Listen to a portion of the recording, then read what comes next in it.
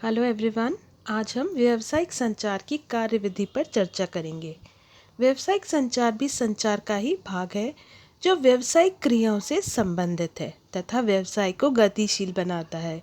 संचार कार्यविधि के 4 मुख्य काम निम्न प्रकार है। साक्षात्कार, जिसे हम इंटरव्यू कहते हैं, आत्मसार, जिसे हम रिज्यूम, करिकुलम वीटे और बिल्कुल आम भाषा में कहें तो बायोडेटा कहते हैं, आवेदन पत्र, लेटर ऑफ एप्लीकेशन, समूह विचार विमर्श यानी ग्रुप डिस्कशन।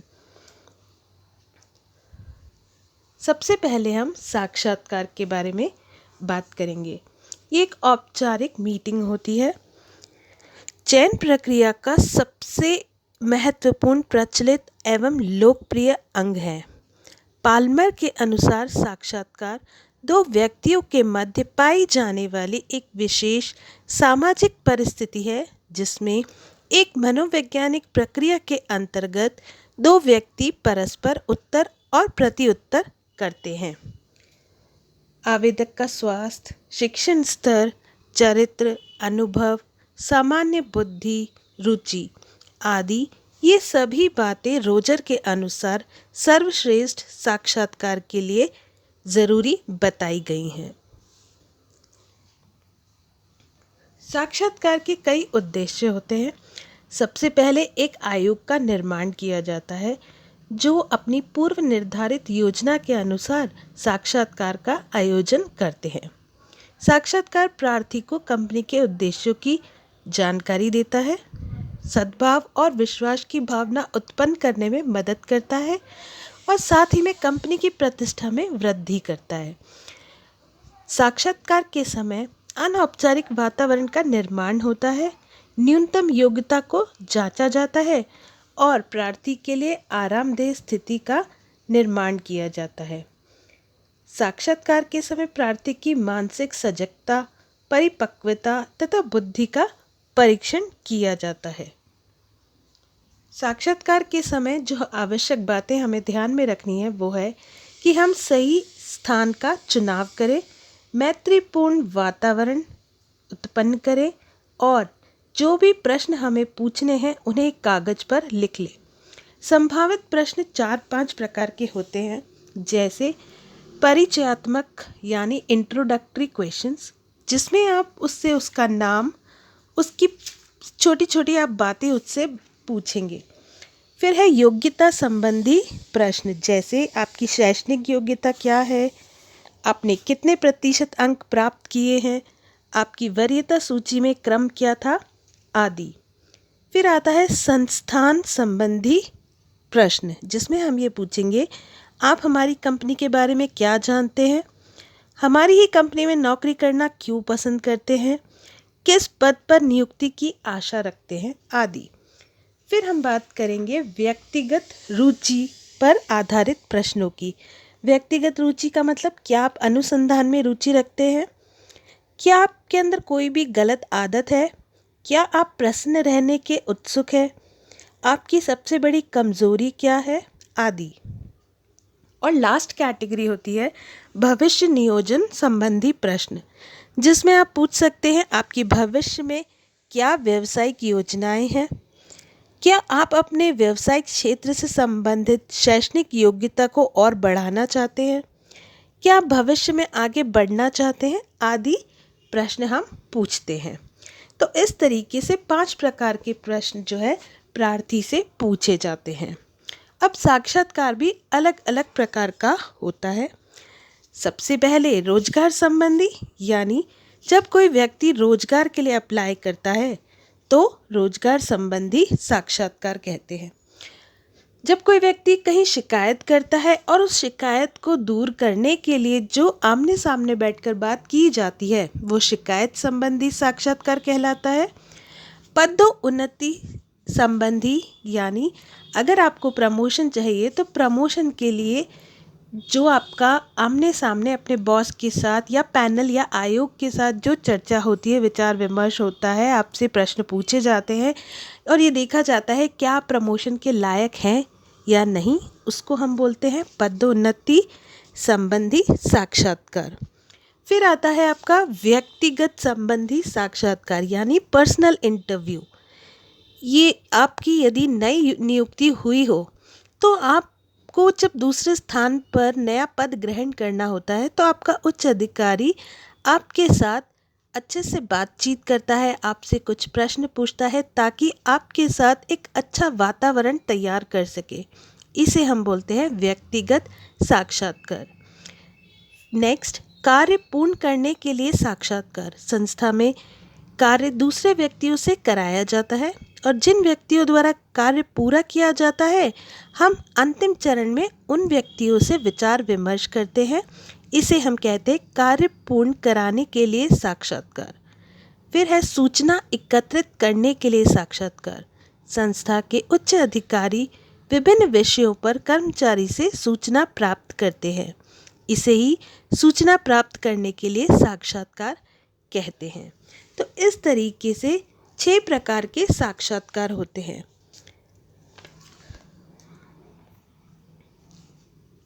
कृत्रिम साक्षात्कार या बनावटी साक्षात्कार मतलब मॉक इंटरव्यू।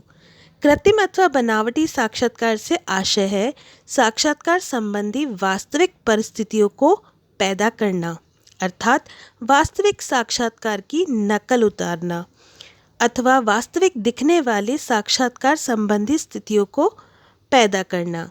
इसका आयोजन वास्तविक साक्षात्कार को समझने और जानने हेतु किया जाता है। कृत्रिम साक्षात्कार के लिए आवश्यक शर्तें होती हैं कि हम उपयुक्त स्थान का निर्णय लें, यानी जो स्थान आरामदायक हो, अलग हो, जहाँ पर शांति हो, हम ऐसे स्थान का चयन करें। फिर हमें इस साक्षात्कार के लिए कुछ तैयारी करनी होती है, जैसे साक्षात्कार कब करना है, कहाँ करना है, साक्षात्कारकर्ता का चयन करना, पूछे जाने वाले प्रश्नों का चयन करना और साक्षात्कार की सूचना को नोटिस बोर्ड पर लगाया जाना। जब ये सारी तैयारी हो जाती है तो आप जो है बनावटी साक्षात्कार या कृत्रिम साक्षात्कार, जिसे हम मॉक इंटरव्यू कहते हैं, वो कर सकते हैं। किसी भी साक्षात्कार के 3 चरण होते हैं, प्रारंभिक, मध्य और अंत। प्रारंभिक चरण के अंदर हम आरामदायक एवं एकांत स्थान का चयन करते हैं जहां पर कि साक्षात्कार का आयोजन होगा। आपको प्रार्थी से सीधे प्रश्न पूछने चाहिए। प्रश्न अधिक लंबे या बहुत छोटे ना हो, खुले और बंद दोनों प्रकार के प्रश्न होने चाहिए। उचित भाषा का प्रयोग होना चाहिए। एक समय पर एक ही प्रश्न पूछे और बीच में प्रार्थी को नहीं टोके। व्यक्तिगत प्रश्न बिल्कुल नहीं पूछे जिससे उसको किसी भी प्रकार की ठेस पहुंचती हो। आप धैर्य रखें और खुली मानसिकता रखें जिससे आप प्रार्थी की बातों को आसानी से समझ पाएंगे। दूसरा चरण होता है मध्य चरण यानी संचालन। जब आप प्रार्थी और आपके बीच में अच्छे संबंध, विश्वसनीय संबंध और अच्छा वातावरण जब उत्पन्न हो जाता है, जब प्रार्थी आपके प्रश्नों का जवाब आराम से देने लग जाते हैं, तब आप प्रार्थी से विभिन्न विषयों पर प्रश्न पूछ सकते हैं। बुद्धिमत्ता से संबंधित प्रश्न पूछ सकते हैं जिससे हमें पता चले कि प्रार्थी की ग्रहण शक्ति, उसकी स्मरण शक्ति, तर्क शक्ति, भाषण क्षमता आदि कैसी है। तो ये सारी जानकारी प्राप्त करने के लिए हम विभिन्न विषयों से संबंधित प्रश्न पूछते हैं। जब हम सेटिस्फाई हो जाते हैं तब हम साक्षात्कार के अंतिम चरण पर आ जाते हैं जिसे हम बोलते हैं समापन। समापन में हम प्रार्थी को धन्यवाद देते हैं और कहते हैं कि हम आपसे जल्दी ही मिलते हैं।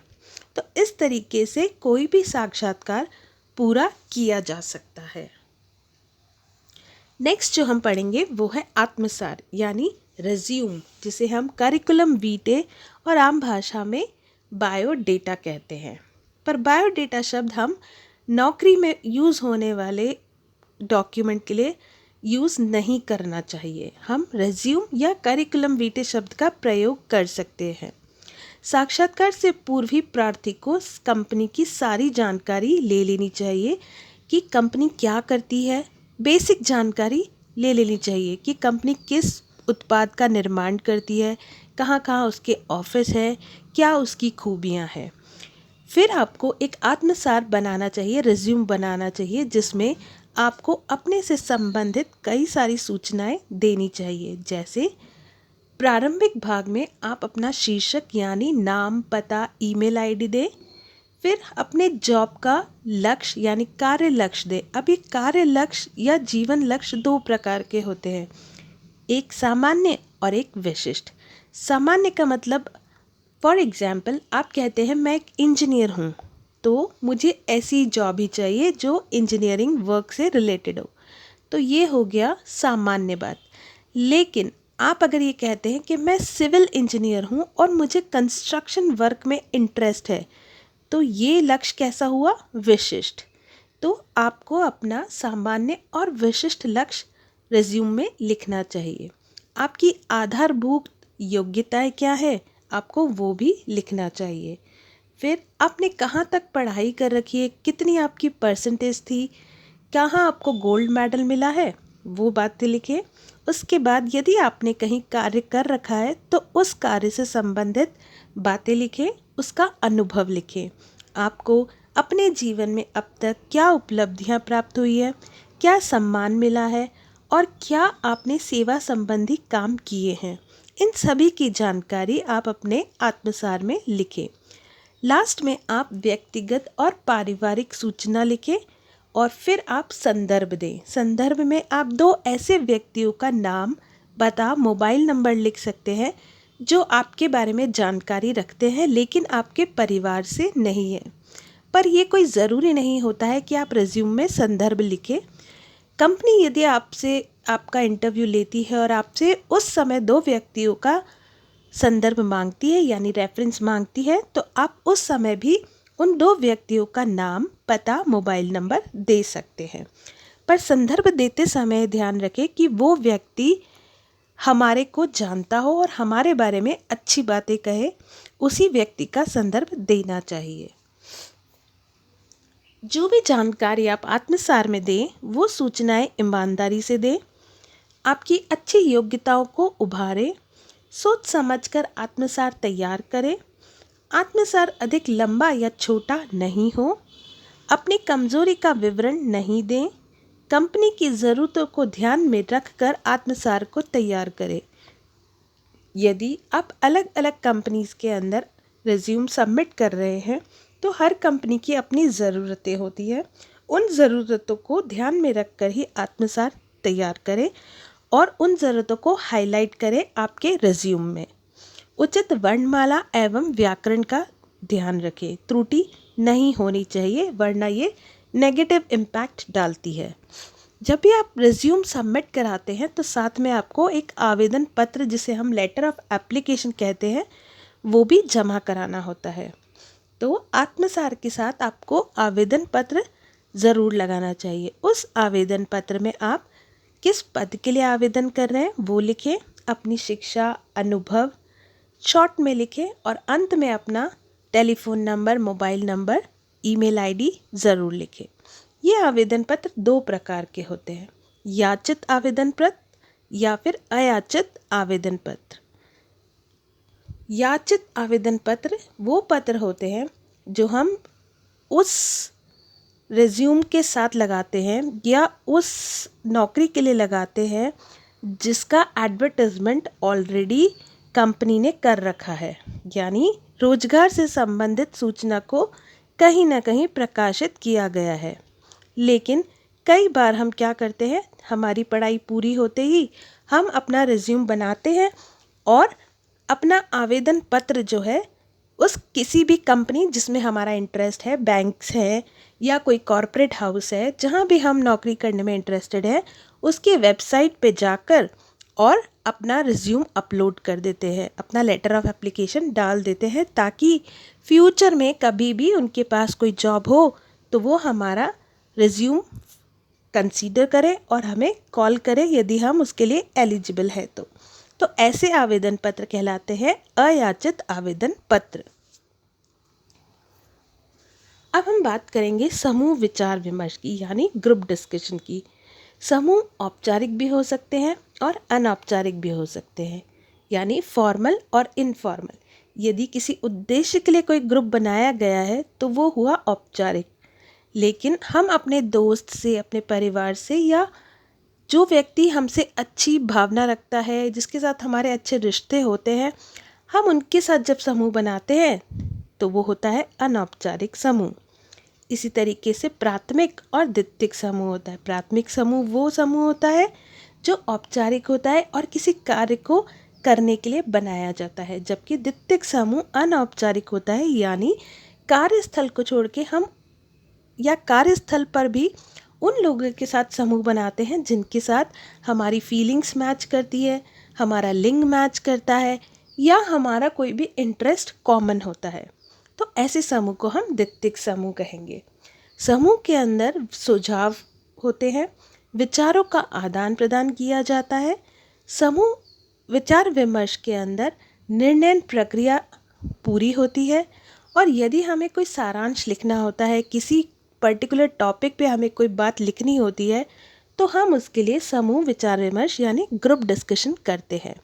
तो ग्रुप डिस्कशन हम 4 मुख्य बातों के लिए करते हैं। जब हमें कोई सुझाव चाहिए, हमें विचारों का आदान प्रदान करना है, निर्णय प्रक्रिया को पूरा करना है, या किसी टॉपिक पे या किसी बात पे हमें सारांश लिखना हो, तो हम ग्रुप डिस्कशन करते हैं। ग्रुप डिस्कशन करते वक्त हमें ये किन किन बातों का ध्यान रखना है। पहली बात, हमें किन व्यक्तियों को आमंत्रित करना है, क्या स्थान होगा, किस तारीख को, किस समय, और उसका विषय क्या होगा। विषय के साथ साथ उस ग्रुप डिस्कशन का उद्देश्य क्या होगा, ये सभी बातें निर्धारित करनी होगी। और मुख्य बातों को, जो भी डिस्कशन में बोली गई हैं, हर व्यक्ति के द्वारा जो भी बात इम्पॉर्टेंट है, आप उन बातों को कागज़ पर लिखें, और जब ग्रुप डिस्कशन का समापन हो जाए तो आप उसको बाद में छपाई के लिए दे दें। सभी सदस्यों को एक दूसरे का सहयोग करना चाहिए, सम्मान करना चाहिए, और सदस्यों को जागरूक रहकर और सारी बातों को ध्यान से सुनना चाहिए। ग्रुप डिस्कशन के कई लाभ भी हैं और दोष भी हैं। हमें ग्रुप डिस्कशन से अधिक जानकारी प्राप्त होती है। ये एक सर्वोत्तम उपाय है किसी भी बात को सुलझाने का, निर्णय प्रक्रिया को पूरा करने का, या किसी से सुझाव लेने का। सहभागिता मिलती है हमें इसमें, विश्वसनीय तथ्य हमें मिलते हैं, श्रम का विभाजन हो जाता है, समय एवं साधनों का अनुकूल प्रयोग होता है। लेकिन इसी के साथ साथ इसके दोष और सीमाएं भी हैं। बहुत सारे व्यक्तियों के होने के कारण कई बार असहमति होती है, व्यर्थ की बातों में समय नष्ट होता है। यह एक खर्चीली पद्धति है, क्योंकि इसमें आपको लोगों को इनवाइट करना होगा, उनको बुलाना होगा, उनके लिए सारे अरेंजमेंट्स करने होंगे। तो इन सारी बातों में आपका समय और पैसा दोनों ही खर्च होते हैं। इसके लिए आपको शोर रहित कमरा चाहिए। आपको सभी मेंबर्स को नोटिस भेजना होगा जिन जिन को आप ग्रुप डिस्कशन में इनवाइट करना चाहते हैं। और आपातकालीन स्थिति के लिए ग्रुप डिस्कशन बिल्कुल भी सही नहीं है, क्योंकि उस समय आपके पास समय की कमी होती है। ना तो आप नोटिस निकाल सकते हैं, ना आप किसी को इनवाइट कर सकते हैं। तो आपातकालीन स्थिति के लिए ग्रुप डिस्कशन बिल्कुल भी सही प्रक्रिया नहीं मानी गई है। ये थी हमारी 4 important practices in business communication. I hope आप सभी को समझ में आया होगा। यदि आपको किसी भी प्रकार की कोई भी प्रॉब्लम है, किसी बात को पूछना है, तो आप मुझे कमेंट में लिख सकते हैं। Thank you and all the best.